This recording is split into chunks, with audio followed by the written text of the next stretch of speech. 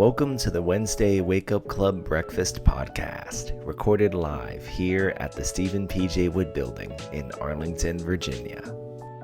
This episode features Fox News contributor and veteran Pete Hegseth, who gave this speech in October 2016. Pete spoke about the upcoming presidential election and his experience fighting entrenched interests at the VA. So get some butter on your bagel and take a sip of your tea, because you're listening to the Wednesday Wake Up Club Breakfast Podcast. Are you looking to launch your career? Do you want to gain real, professional experience while sharpening your media skills? Then apply today to be a Studios intern here at the Leadership Institute. As a Studios intern, you'll master Adobe programs and get behind-the-scenes access to media professions across the board. Just go to leadershipinstitute.org and click on the Career tab to learn more. That's leadershipinstitute.org and click on the Career tab to learn more.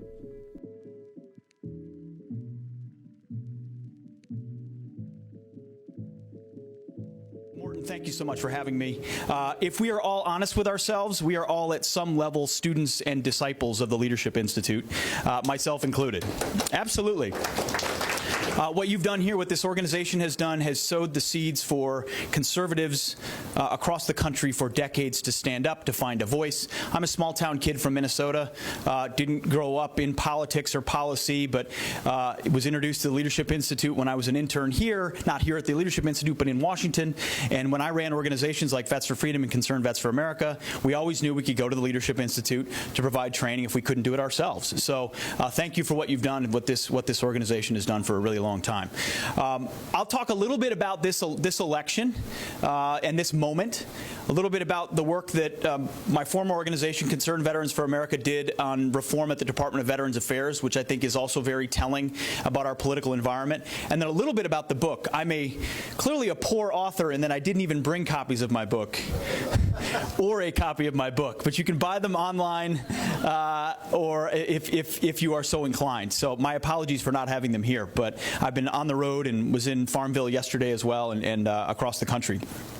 So, as a movement conservative, as someone who looked at 7 years of fundamental transformation of Barack Obama, who looked at the erosion of America's leadership on the world stage, I think we were all looking at this election cycle to say, this is our moment to capture the mantle, to provide the contrast, to have that debate and that discussion about why someone like Ronald Reagan or why conservatism has its moment to reinvigorate America. We were all waiting for that and looking for that, and I think we all projected that on the candidates that we supported amongst the 17 that were arrayed in front of us. I was a Marco Rubio guy to begin with, and then happily became a Ted Cruz guy, and then reluctantly became a Donald Trump guy, and now I'm enthusiastically a Donald Trump guy.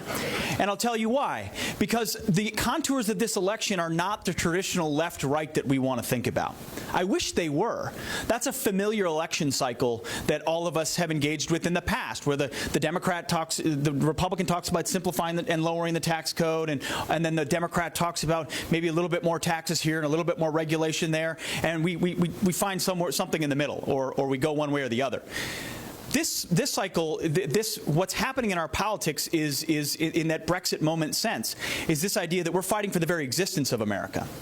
That the wet blanket of progressivism, of political correctness, has become so burdensome and so thick and been rammed down our throats so proactively that it's almost a guttural scream of the electorate to say we need to fight back, because in the military, if you're setting up a defensive position, and I was a platoon leader, an infantry platoon leader, if you're sitting in a defensive position, you have something called a final protective line, where you lock the machine guns in interlocking sectors so that if the enemy is overrunning you, you've got the ability to defend yourself, well, hopefully.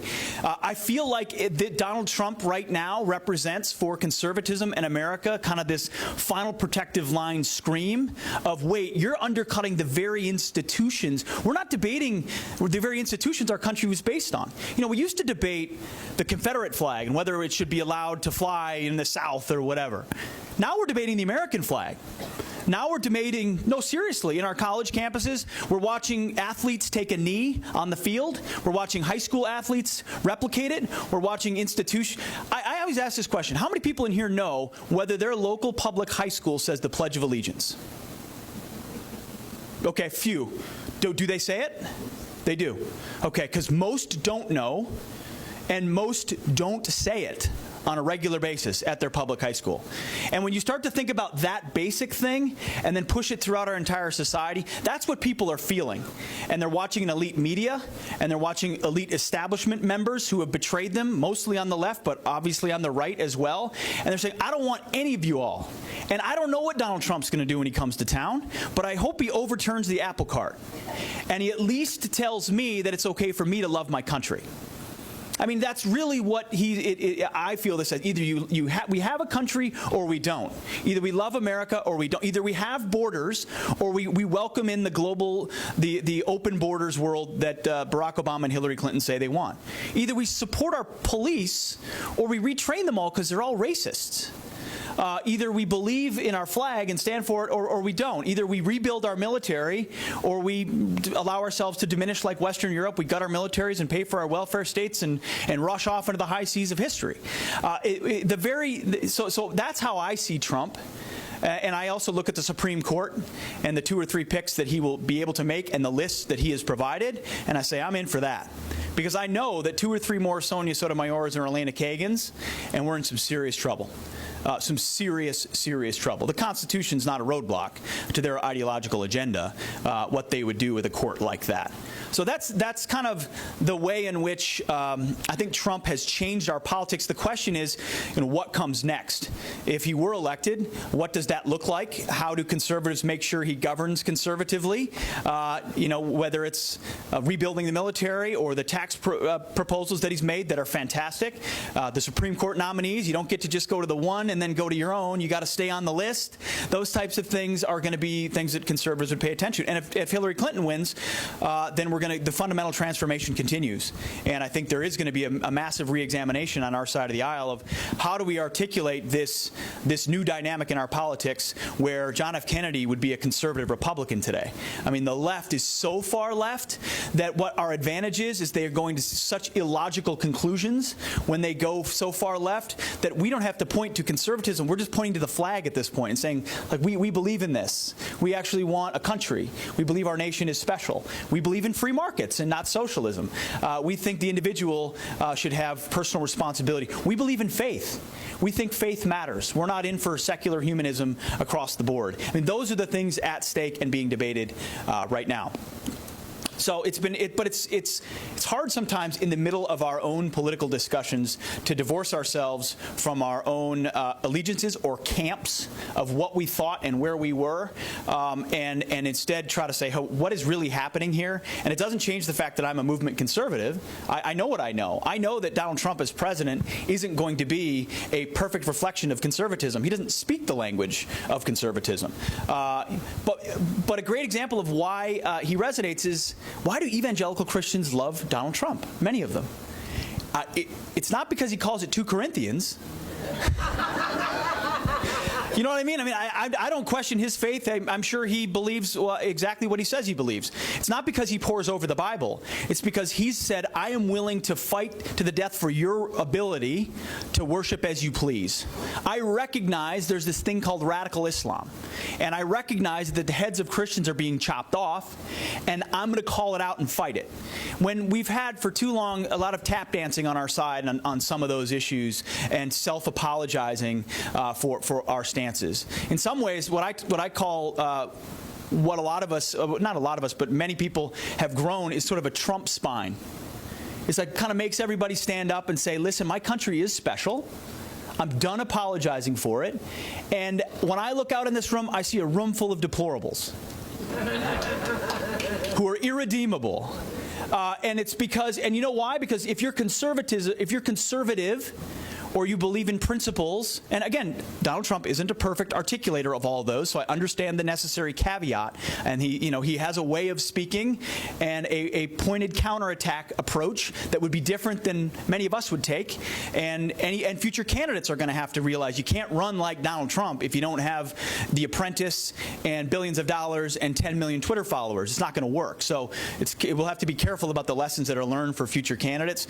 But what he's saying, they look at conservatives and they look out and they see racists and misogynists and Islamophobes and xenophobes, and that's because you may want a wall, or maybe you don't want to let in every poorly vetted Syrian refugee, or maybe you do believe in rebuilding the military, or you do think you should support our cops.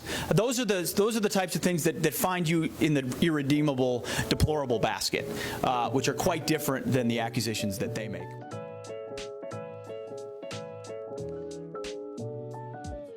Are you interested in running for office? Want to work on a campaign? At the Leadership Institute, it is our mission to increase the effectiveness of conservative activists and leaders in the public policy process. We offer over 40 different trainings, including campaign management school, on-camera TV trainings, and writing workshops. If you want to make a difference in public policy, visit leadershipinstitute.org. That's leadershipinstitute.org.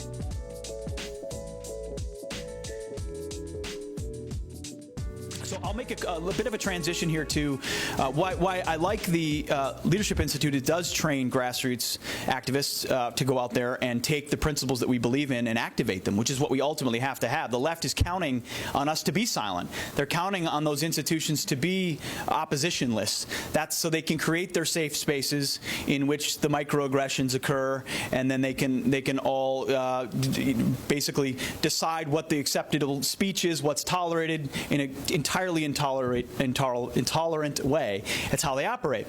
But grassroots is hard, and it's difficult to make happen. I had a great opportunity with Concerned Veterans for America, the last group that I ran for about 3.5 years, to try to build a grassroots army of veterans and military families to fight for primarily reform at the Department of Veterans Affairs. And what I say is everything I learned about Washington, D.C., or have learned about D.C. in our political process, I learned while fighting for reform at the Department of Veterans Affairs. In fact, I learned that everything the electorate in some ways is angry about is personified in this department that has this glorified Washington mission that we all agree with. We all want to serve veterans and make sure their needs are met, but we've been promised heaven for decades, and they've delivered hell for these guys who are waiting and stuck in a bureaucracy. Yet, unfortunately, we know the liberals aren't going to change. They're invested in single-payer, top-down, government-run health care. The VA is their model of the future for all of us. That's how they believe health care should be delivered. But it's the Republicans that I've watched on Capitol Hill be feckless on so many turns, unwilling to fight special interests, unwilling to speak candidly about principles that work for fear of being attacked. It's an erosion of courage at many levels, even amongst Republicans, that have reminded me that guys like Donald Trump and guys like Ted Cruz resonate, because people are sick of sending people to Washington who said they were going to be conservative warriors, and they went to Washington and became conservative weenies. And no, I mean, they're sick of it, and that is part of what you're seeing. And you see it at the Department of Veterans Affairs. I mean, it's $160 billion department, second largest department in the federal government, over 300,000 employees. 340,000 is twice the size of the Marine Corps. I mean, this is the federal government coming knocking. Serves about 7.5 million veterans. Yet veterans, as you've seen, as recently as just yesterday, the Phoenix VA, where the scandal started, is now admitting that veterans are still waiting and dying on secret lists at the VA, because what the left will tell you is it's always about we're just $5 billion away from utopia. Right, just $5 billion, a few more doctors, and a few more bureaucrats, and a couple more hospitals, and all the vets are going to be taken care of. And it's those evil Republicans that won't sufficiently fund it. Yet the VA's received over 100,000 additional employees in the last decade, over $60 billion more dollars since 2009. I mean, this is not a poorly funded department. So that's the way they look at it. As conservatives, we should take a fresh look, willing to take a look at the VA and why it doesn't work. First of all, it doesn't work because no one can be held accountable. You can't be fired. Why can't anyone be fired at the VA?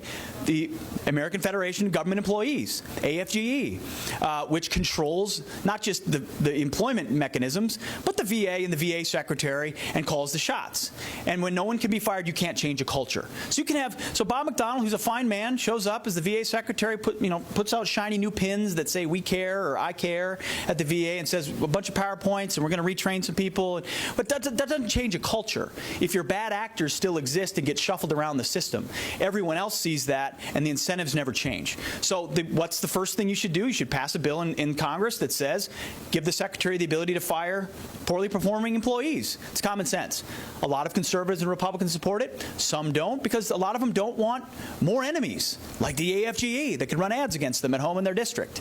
And the left reacts predictably. If you want some fun reading, just go home, Google my name and AFGE, and you'll find a nice 29-page report, has my face on it, that says a veterans group that hates veterans is the name of the thing, and my face is on there. And 23 pages of it are about what a horrible person I am, because their approach is to attack and impugn and discredit the individual. Saul Alinsky taught them how to do it. They know how to do it, not your ideas. And then they build up a straw man of privatization. What Pete wants to do is kick all the vets out on the street and tell them good luck. Privatize the whole thing and shut it down. That's what they say when we make the second part of whatever advocacy case we make, which is after accountability comes choice.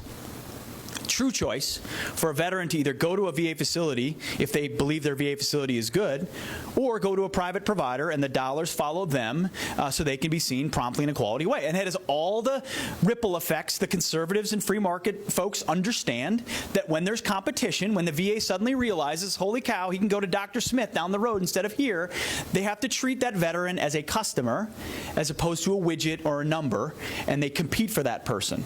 And you can do that kind of choice in a way that doesn't undercut or crush the VA system, which are the concerns of some. So and we put out a report that makes that case.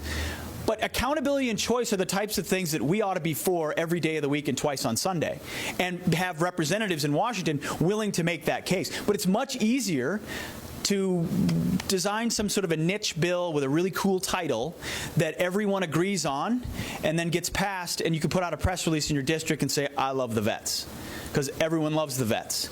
It's really hard to say, I love the vets so much, I'm going to take on these entrenched interests, take a lot of flack for it, and then maybe not get reelected, or maybe get some bad press, because guess who else is just as vehemently in opposition to real reform at the VA? Most veterans groups.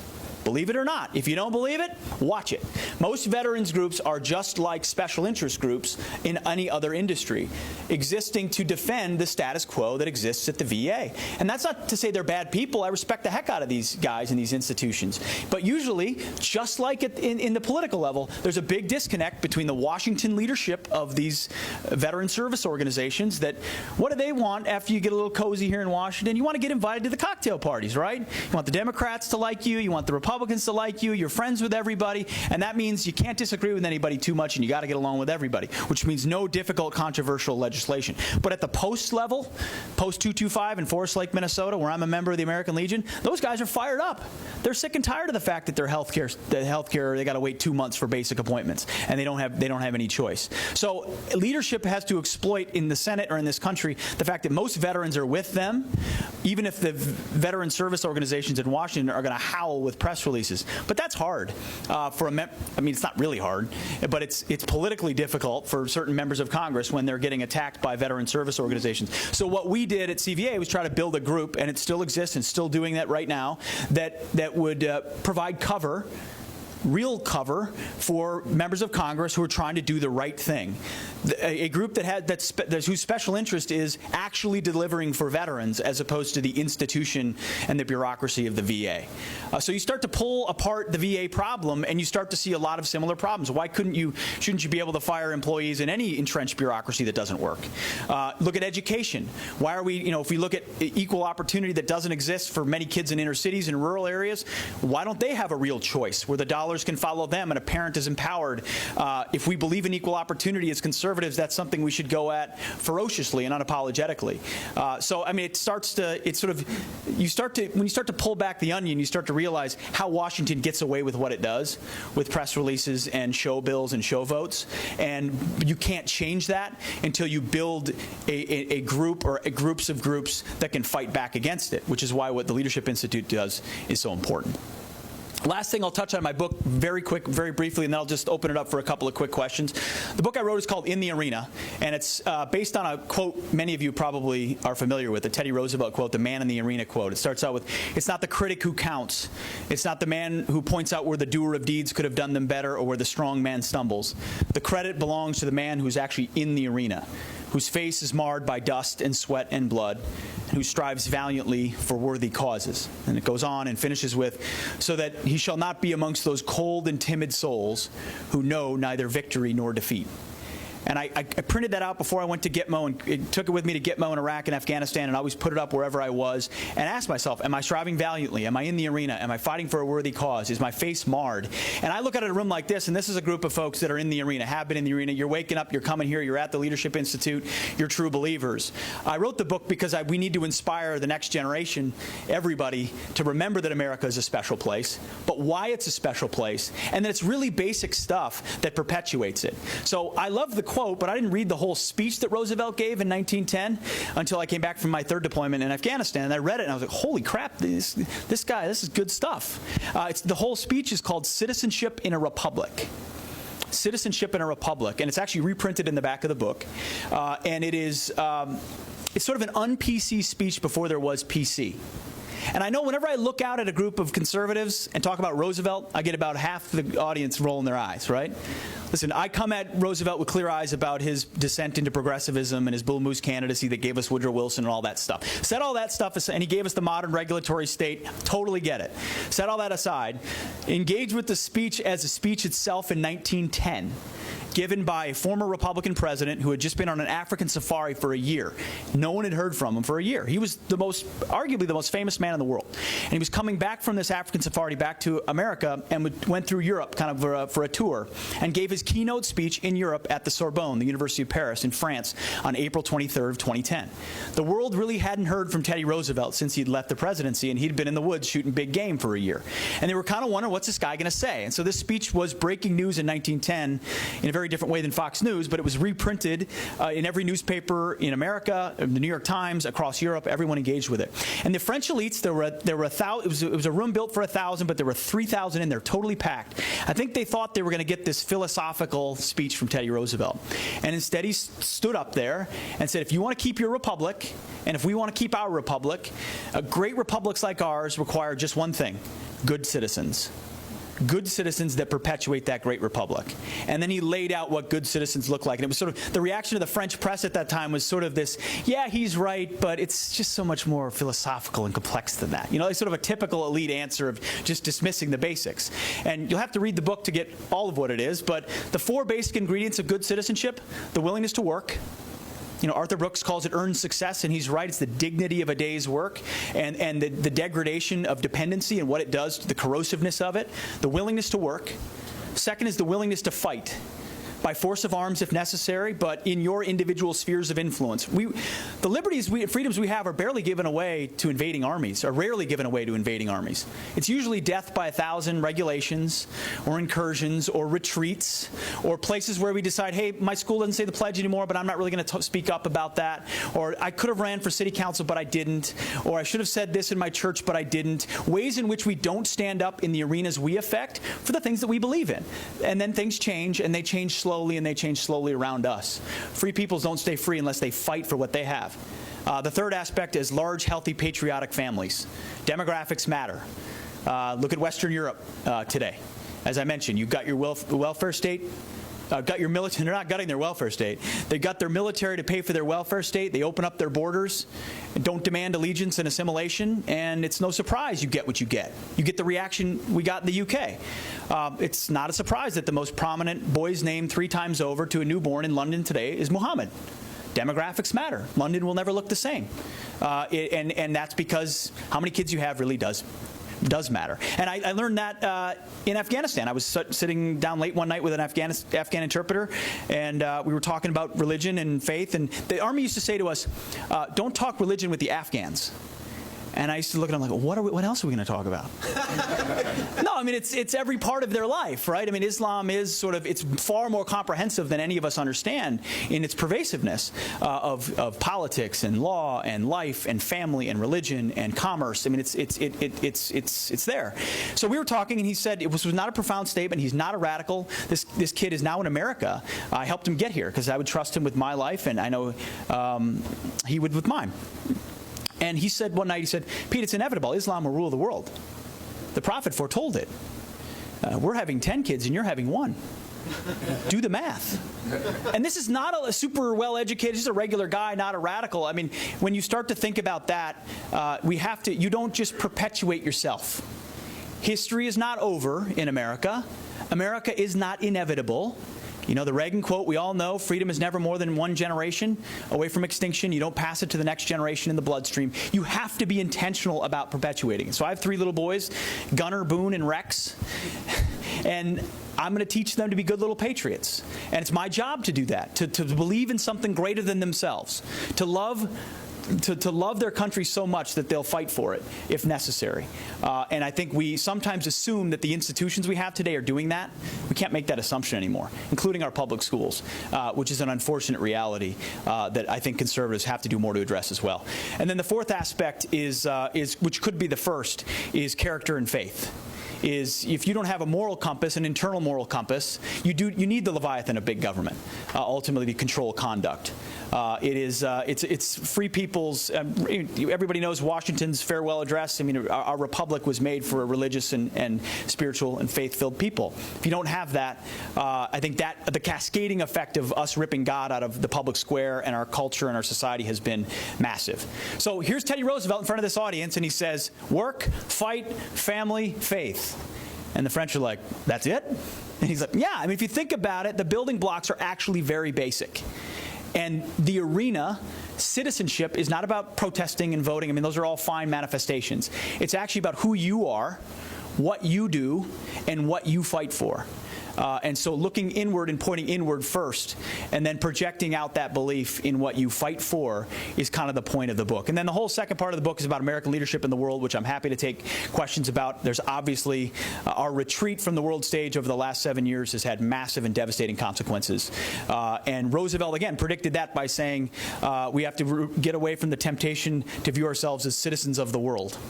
And how often do we hear that? Global citizenship, citizens of the world. Scaringly high percentage of kids coming out of high school and college today see themselves as global citizens before American citizens, which is also a problem. And we have a president right now who sees himself as a citizen of the world. And when you understand that, it's sort of that lens you start to see and understand why he takes the stances that he does. So the point of the book is, if you have someone you know in your family or that you that just isn't clicking on why we should be fighting, I hope it can inspire and remind them. And I like Teddy because we need Teddy right now. We need someone that's going to say, be tough, stand up straight, rub some dirt on it, take off your bike helmet, no fifth place trophies. Like, it's time to fight, right? And get after it, because what we believe in is good and right and true. And we're breeding generations of people who won't fight, who won't stand up. And thankfully, I'm grateful for places like the Leadership Institute that are fortifying kids of the next generation, because it's all about them and what kind of country we pass to them and what they do with it. So thank you for having me. I'm happy to answer some questions.